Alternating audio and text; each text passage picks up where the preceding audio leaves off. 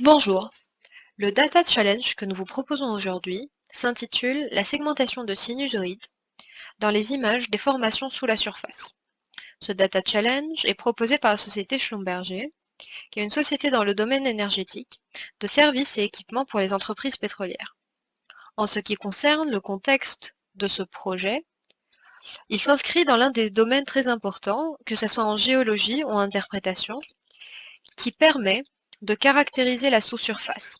Caractériser la sous-surface veut dire de pouvoir définir les différentes formations géologiques de la sous-surface, ainsi que les intersections entre ces formations géologiques.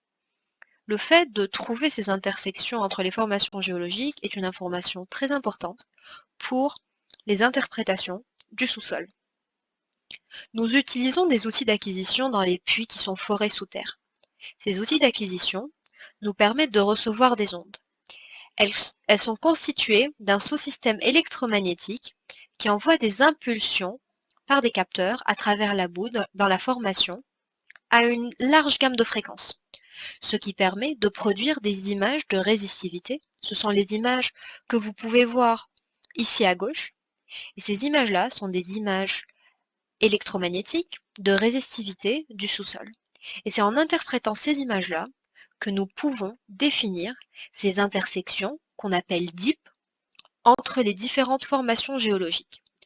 Ce que vous pouvez voir sur la figure de droite sont une représentation 3D du wellbore ou du puits et les différentes intersections ou dip entre les formations géologiques. En transformant cette vue 3D en une vue 2D, ces intersections ou ces dips sont retransformées en sinusoïdes, en passant d'un repère polaire ou circulaire à un repère 2D, où les cercles sont retransformés en sinusoïdes. L'importance ou le but de notre projet est de pouvoir détecter ces sinusoïdes-là afin de remonter à la représentation 3D et reconstituer ce dip. Pour une description plus détaillée du projet, en input, nous avons ces maps ou ces images qui sont acquises par nos outils d'acquisition, des images électromagnétiques. Ces images-là, nous devons appliquer dessus un processing, qui est le but de ce Data Challenge, et de pouvoir avoir en sortie un output ou une segmentation qui permet de définir ces sinusoïdes-là. Donc de définir le remplacement et de définir les endroits où elles se trouvent.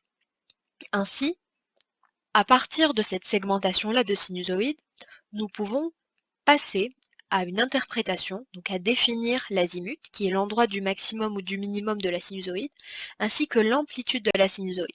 Ces deux informations nous permettent ainsi de passer à une reconstruction 3D des dips et de définir cette intersection entre les différentes couches géologiques.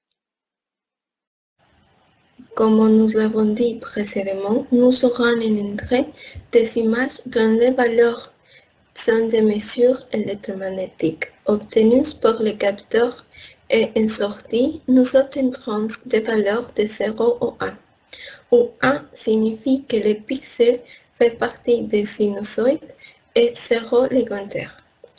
Pour résoudre les problèmes, nous proposons de faire une tâche de segmentation. Pour les données, on a 3 puits. Le puits C3 a été assigné à la formation du modèle. Le puits C4 a été divisé en deux parties, 25% pour le test du modèle et 75% pour la formation. Le puits C2 est un puits petit et a également été assigné pour le test du modèle. Nous recommandons de diviser le puits en images d'une certaine résolution. Par exemple, en les séparant en petits morceaux de 56 par 56. Nous avons plusieurs défis. Le premier, c'est la normalisation. Nous devons faire attention à la normalisation des images, qu'elles soient globales ou locales, car c'est de là que dépendra la visibilité des sinusoïdes.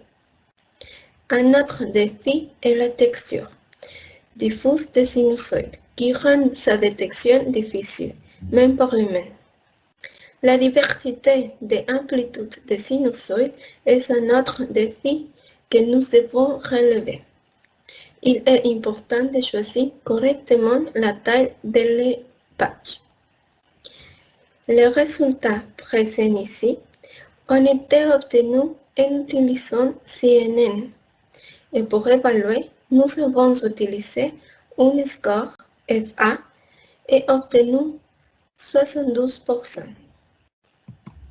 Merci beaucoup.